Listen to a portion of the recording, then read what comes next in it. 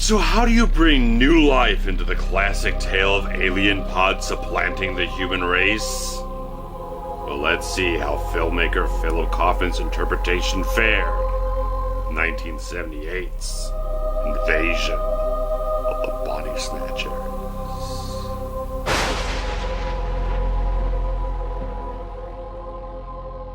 In the city of San Francisco, residents are beginning to experience strange, unsettling behavior from both strangers and loved ones alike. When her boyfriend Jeffrey turns a cold, distant, uncharacteristic shoulder, Elizabeth Driscoll confides in her friend and coworker Matthew about this upsetting turn of events. Even famed psychiatrist Dr. David Kibner attempts to ease and heal these hysterics among the troubled populace, but circumstances become far more ghastly as bizarre human duplicates are discovered in the Belichick's health spa, as well as in Elizabeth's own home while she sleeps. Paranoia begins to creep into Matthew and his friends as the peculiar happenings begin to add up to something not of this world, in the form of alien plant life, absorbing humanity into cold, emotionless drones.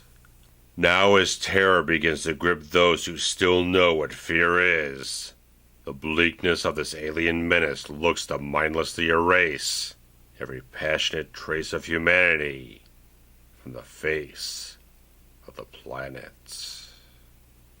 So on December 22nd, 1978, the second adaptation of the Jack Finney novel The Body Snatchers was released into theaters, following up from the 1956 version helmed by director Don Siegel, which shares a little bit of thematic interpretation gone a little bit awry with this 1978 version, because so many people over the decades that film has been around have very heavily interpreted that film as a sort of political commentary of McCarthyism and communism in America at that time. This very heavy sense of paranoia that Senator McCarthy really bore out in the American consciousness at the time, despite the filmmakers very much just having no thought towards that type of thing at all when they were making the film. The writer, the director, the stars of the film, even Jack Finney himself, never had any intention of having that being part of the fabric of the film. And Philip Kaufman's interpretation in 1978 kind of shares a similar sort of thematic interpretation, going a little bit off the deep end in a certain way, because, again, him and writer W.D. Richter, who would go on to do such things as Adventures of Buckaroo Banzai and Big Trouble in Little China as a writer in different cases and whatnot, but a lot of people kind of view that as sort of a social commentary on the sort of neo-new wave psychiatry going on at the time, and various other things about going through social change from the 70s into the 80s, and all these different things that come out from the 60s into the 70s, all these social upheavals are going on at the time, which can be very much read into the film very strongly, but again, the intentions of the filmmakers are very much just straightforward, a sort of thing like, don't really kind of give into conformity of sorts and such. They don't really have a heavy mind to make a heavy commentary on what was going on in society at the time. They're very much just gravitated towards the material of the film, the ideas that it had, and all these things that really kind of just percolated in their brains about how to interpret this novel and everything to really kind of create a new version of the film, which director Philip Kaufman had done a couple of films before this, and a little bit after this in 1983 would do The Right Stuff, which would get nominated for Best Picture and a whole bunch of other awards, so he got a very prestigious film later on in his career, and this is a nice sort of strong building block towards that type of prestige in his career, because everything he does with this film is such an amazing piece of brilliance, in my opinion, because a lot of people will view remakes today as a very negative type of thing. They get so tired and fatigued, people doing remakes of films, because they're not very inspired, they're not very ambitious, they don't really capture a certain essence of what the original material really had to offer here. But with writer W.D. Richter on board, very much being inspired to kind of hash this out, grind the ideas out with Philip Kaufman and everything, really kind of stay so true to the original story that the film was originally going to be set in a small town. It was very much going to be a modern update just in the same sort of environment as the previous version of the film, but as they went along and kind of hashed out the ideas, they really felt like they needed to put this in sort of a urban environment to really have a different flavor to it, but also that it just made sense for a modern update of the time to put it into an urban setting where, as they say, that you could kind of easily lose your identity in this very claustrophobic urban jungle and everything, and lose a sense of individuality as well. So you can very much get lost in the shuffle in this entire environment of San Francisco, which is such a great backdrop in terms of architecture, in terms of culture. So many different things about San Francisco are so very unique to that city, and using that as something that had been such a big cultural hotbed for so many different things for the last maybe 10 years or so.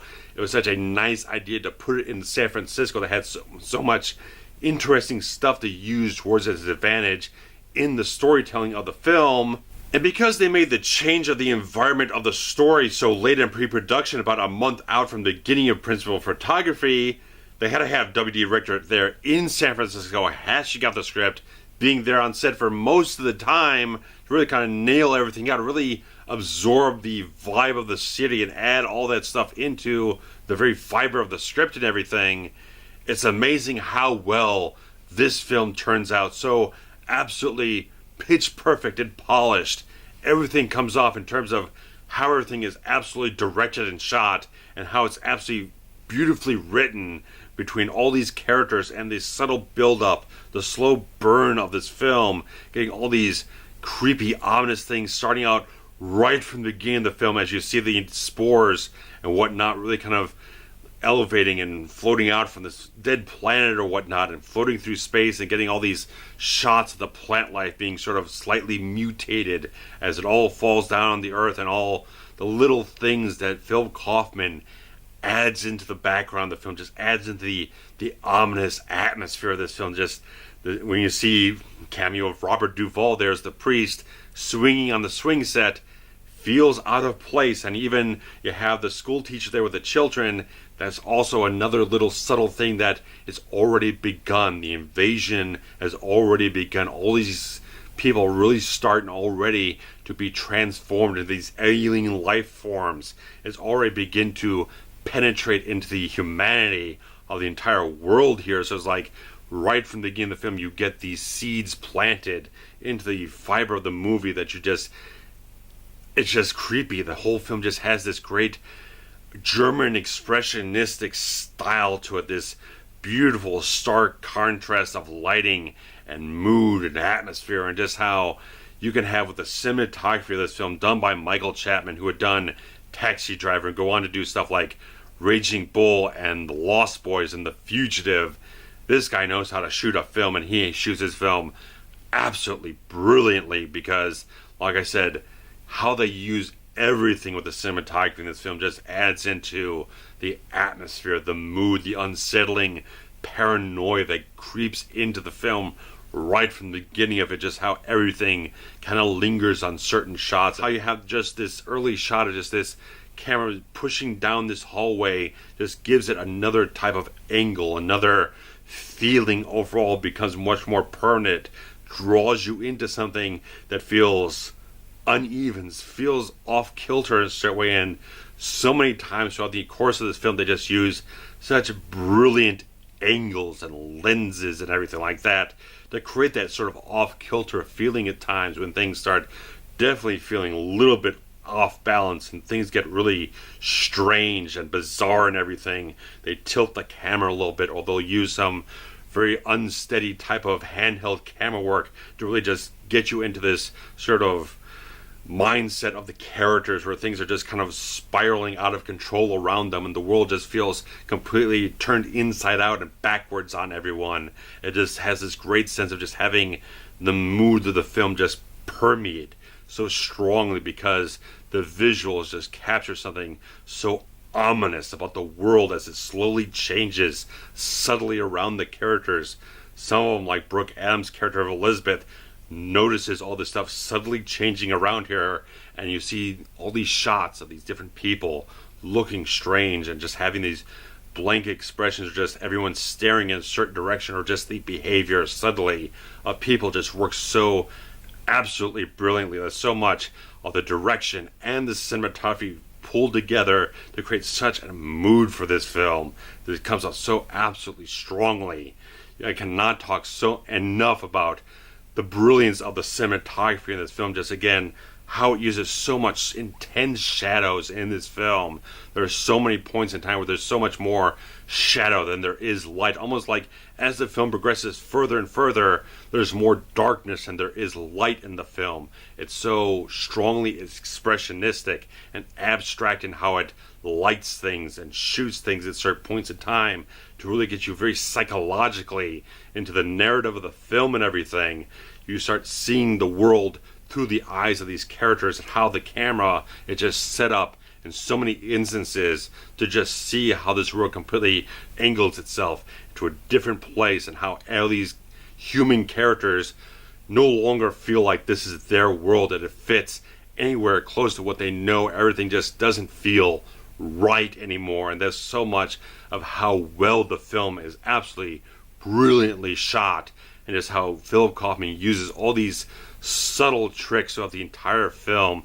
Every trick he could possibly pull out to such great effect is used so absolutely exquisitely throughout the entire course of this film. It's even such a great little visual motif when they're all in the bookstore and everything. You got this warped, distorted mirror that's so perfect.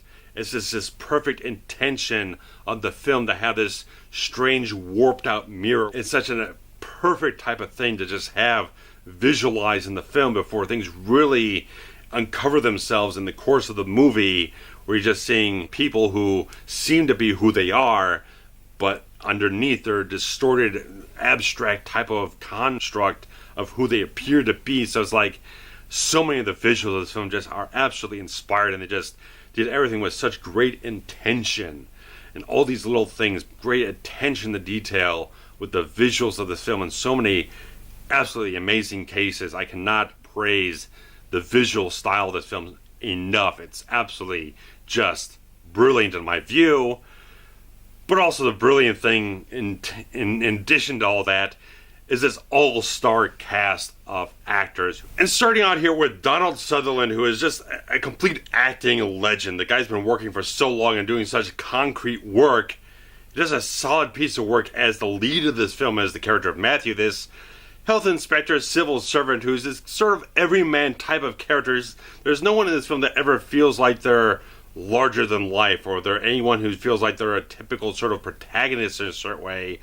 And least of all, Sutherland's character here is just this, again, just a regular civil servant going along doing his job on a day-to-day basis, and just getting thrust in this situation that's just begins to manifest itself, and he has such a strong sense of urgency as everything keeps coming up. He's not a character who typically cowers in fear. He's usually a guy who just kind of snaps into a reaction or whatnot. Is whenever things happen, he very quickly just moves forward and reacts. He's very much a proactive protagonist in this film that does connect with all these different characters very nicely. I like how you just have him as this kind of cog between different characters in this whole thing, where you've got Brooke Adams' character of Elizabeth, who is a very close friend of his that works as a co-worker and everything. So they have a beautiful connection in this film. Brooke Adams does a wonderful job in this film, just being a sweet, heartfelt, endearing character in this whole thing that you really thoroughly feel sympathy for every step of the way. The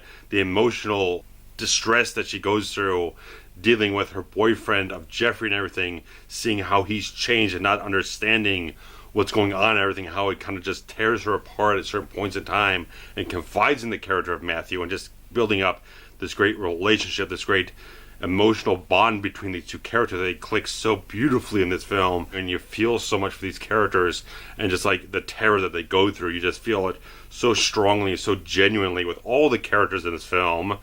Because you got Jeff Goldblum here and Veronica Cartwright as this sort of married couple of the Belichicks and everything, who run this health spa and everything, which again kind of feeds in a little bit of that sort of social, neo-psychological, new wave type of self-help feeling and whatnot, or was going around probably at the time. But they do such a great job. And Jeff Goldblum is just like kind of signature Goldblum in this film in a certain way. He's got that impassioned flair to him. He's got a little bit of that cynicism, slight neurosis going on and whatnot, slight neurotic thing, but he feels so right on the money of Jeff Goldblum performance. And of course, Veronica Cartwright, just after this, she would do Alien and a whole bunch of other really good stuff and everything. And she became sort of a little bit of a genre actor in that type of way because, one, she can scream like nobody's fucking business or whatnot, and two, she's a fantastic, solid actress who always just captures something so real on screen. You always feel something very visceral about what she puts out, and just having her and Goldblum as this couple in the film, this married couple with this business and everything, and just having this fascinating type of thing going on between them and being connected with Matthew and everything, and then this is having the great sort of dynamic between Goldblum and Leonard Nimoy in this film, who plays this, again, another sort of neo-psychiatrist type of thing. He's this smug asshole of a sort of a famous psychiatrist and everything that kind of, it feels kind of detached from being a genuine human being in a certain way, where later on when he does kind of get transformed and everything, he is kind of putting on a facade for a certain point in time, because we see him go along in the film, then you get a reveal that he's hooked up with the people who have already been transformed, and so you see him go through this whole thing in the whole film. That does leave a few people wondering exactly when did he get changed. Was he changed from the beginning of the film, or did he get changed in between scenes? So it's like, it's an interesting chameleon sort of thing for the character, that you can see that these aliens can sort of manufacture a sort of very human facade to blend into society until they become kind of the majority in the society and take things over. But it's just an interesting thing how Leonard Nimoy, again, another legend in the field and just being a genre actor himself and everything, tapping into this very interesting character who's got all this psychological, analytical type of stuff that kind of explain away all these things that sort of delusions of people's minds and all these things, people not kind of imposing different feelings upon different situations, all these different things, how people are not really seeing what they're seeing or experiencing what they're experiencing. So it's an interesting thing to add into the mix of the film here, this psychiatrist of sorts that has sort of a way to kind of detach everything and kind of move things into a different direction, where you can probably be very ambiguous about when he was very much human or when he was changed or one or the other. So it's like, it's a nice performance from him that really strikes very strongly that when he is being very much human in the film, he does it very well with a nice sense of passion, a certain sense of charisma as well. But when he does just fully embrace that whole thing where he is the cold, emotionless, chilling type of thing, it's very effective. And probably some people could see it as a little bit of a riff on Spock or whatnot, but I see it so much more in a different type of light, that you can just see that character change in that type of moment where it's just like, again, these are beings who are devoid of emotion, no hate, no love, no nothing at all. It's just intent and rationale and all this type of stuff. And just like, it's so well played by him, and just like everyone in this cast does such a magnificent job with their characters. Again, everything is so well written for everyone to have distinct characteristics and traits and different dynamics of relationships between everyone, that everyone feels like a very, very distinct character in this whole thing, that you can feel different things for different characters and see how the narrative pushes them in different places and how you feel about them when things do take that dire turn and everything. So you can just feel so much for all these characters, and they're so well cast by such amazing actors in this whole thing, that by now we just know that all these actors have done amazing work. Even Brooke Adams would go on to work with Cronenberg in The Dead Zone, which I've reviewed before, doing also another fantastic performance in that. So everyone in this cast is a remarkably excellently talented actor, and they all absolutely bring it with the wonderful material that's put into the script of these characters. It really draws so much out of it, that you have intelligent characters in this film that are able to, once they kind of congregate and start to go over all these things and start experiencing more and more of this bizarre type of stuff going on, they're intelligent enough to be able to put pieces together and think things through and kind of deduce what has happened and what is going on here and everything. So I like seeing that it's an intelligent science fiction horror film that treats everything with so much respect. The audience of utmost respect and everything. And because the film is so intelligently well written, you kind of have that window left open for people to have this sort of social commentary interpretation about the film, because you've got such rich foundations, such great expressionistic abstract style to it, and such good things with the intention of nonconformity theme in the film, but also the presence of Nimoy's character with all this newfangled sort of philosophy at the time.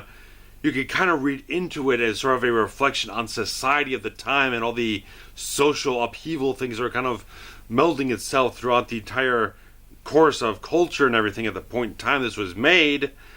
But that's such a good thing about a film that's so well constructed and so strongly substantive that you can just have so much come out of it that maybe not intended, but has so much stuff that people can just reflect themselves and their thoughts and their feelings upon it to get it back. So it's like, it's another thing that you have in common with the 56 version. It's such a good film that even if there wasn't that much of intention of thematic material, there's such rich stuff that is in the context of the film that people can reflect upon it and see something of their own situation into the film. So it's like, it's such a great thing for something to kind of come out and see have that sort of impact upon the society and people's interpretations and views upon it.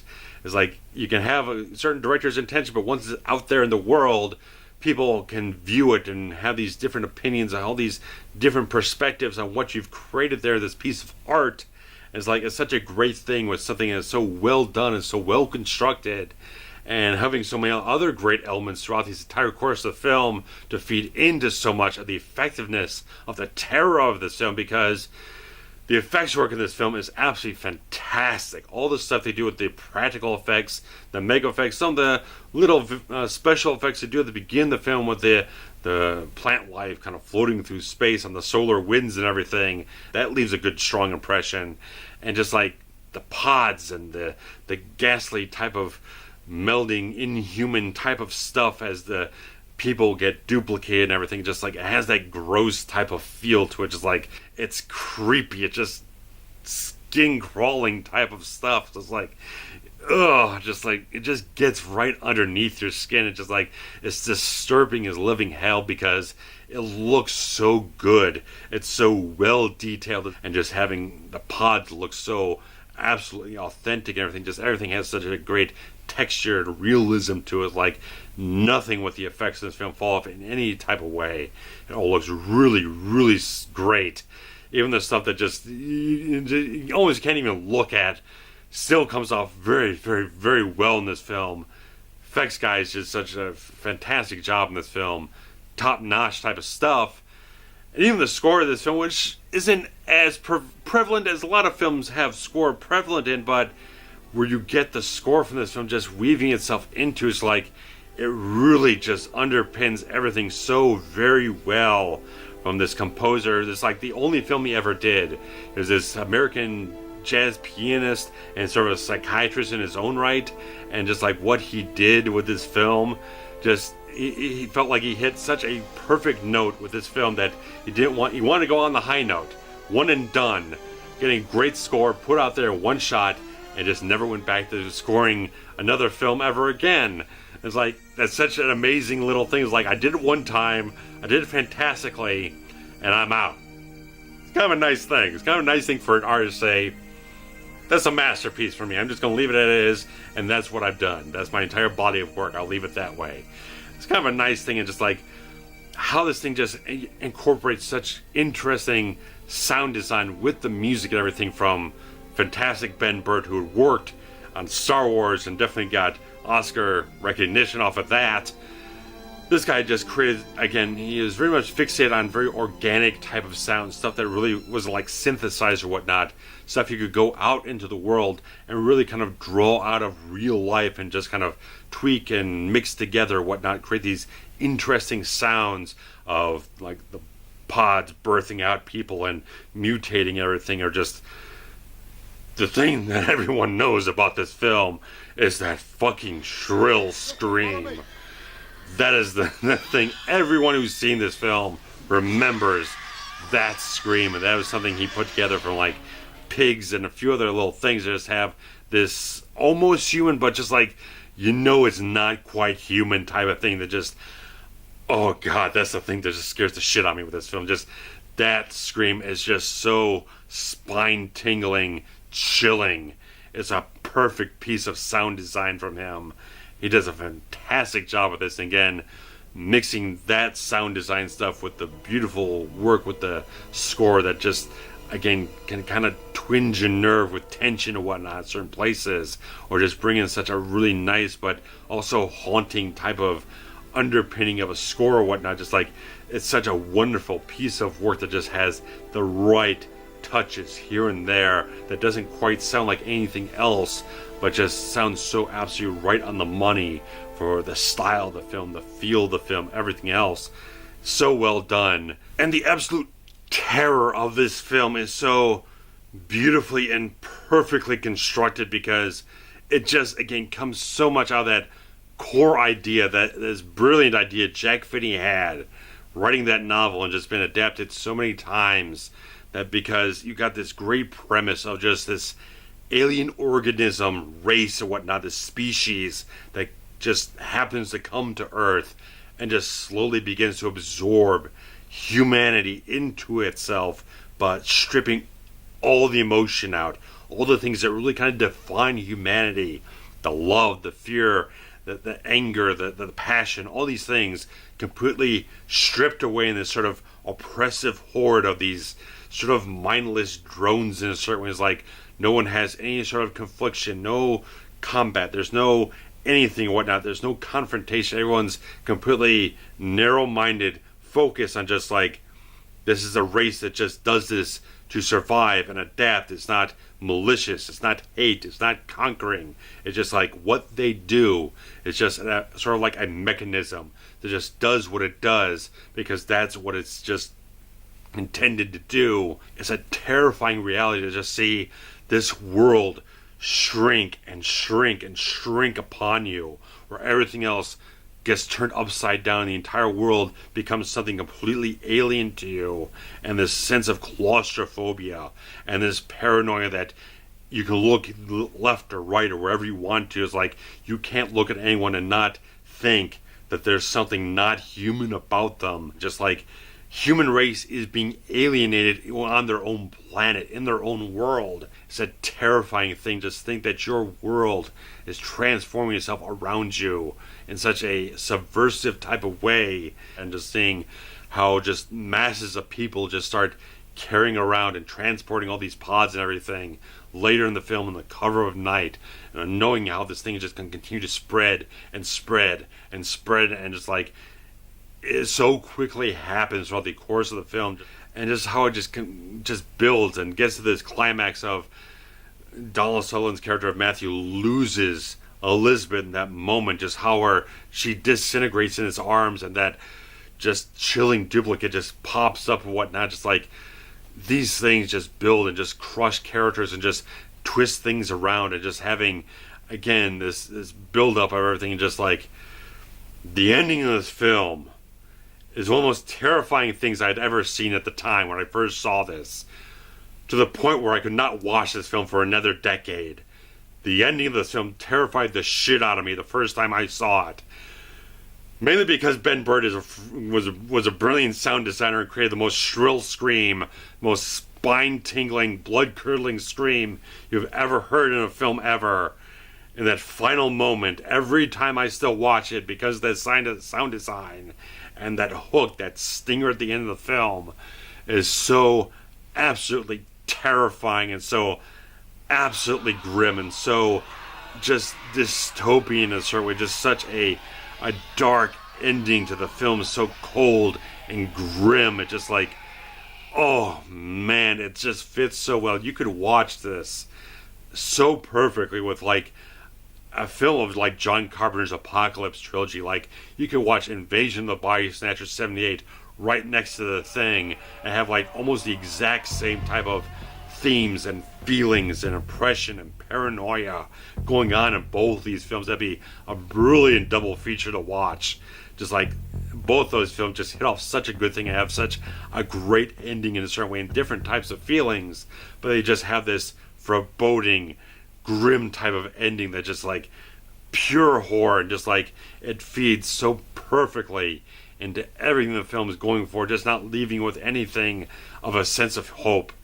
And it's like there's so many things in the film where just like these characters maintain a sense like they can still fight, they can still feel like they have a chance to stop what's going on, right up in those final moments where just that moment just happens. Just like absolutely fucking terrifying, brilliant type of stuff. Just a film that just stands up so well, even if you have some like dated 70s attire or some hairstyles that are a little bit dated or whatnot.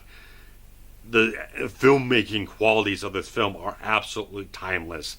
This holds up as well today as it ever has, and sits atop a lot of people's list as one of the finest remakes ever done.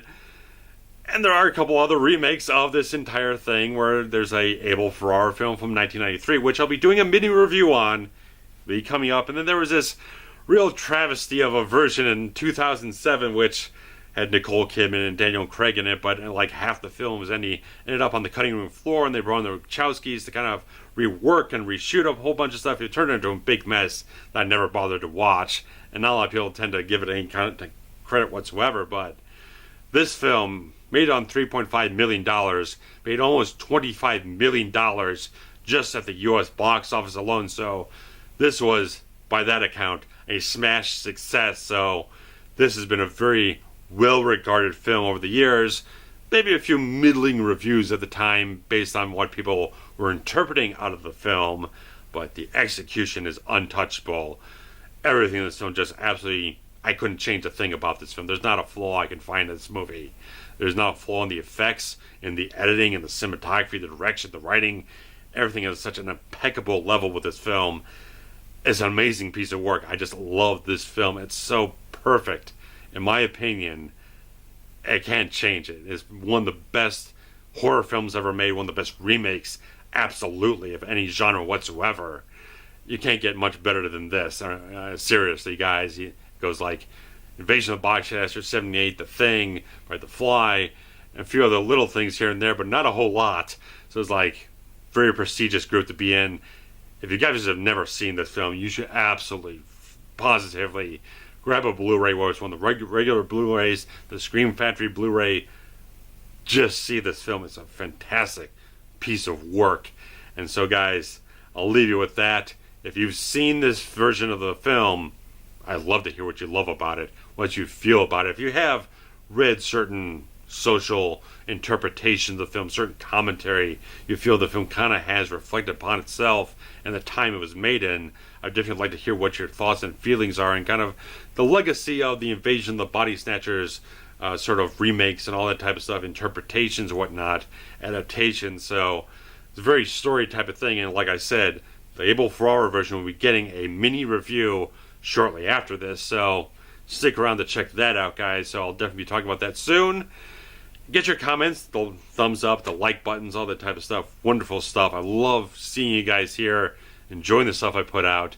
And if you want to contribute a little bit of something, whatnot, get a little bit of something earlier, get a little incentive, here's the Patreon account. But regardless of that, guys, love you seeing you here. Hope you're enjoying Forever Horror Month. And guys, I'll be back soon with more fantastic, spooky stuff. So guys, thanks much. Take care. See you soon.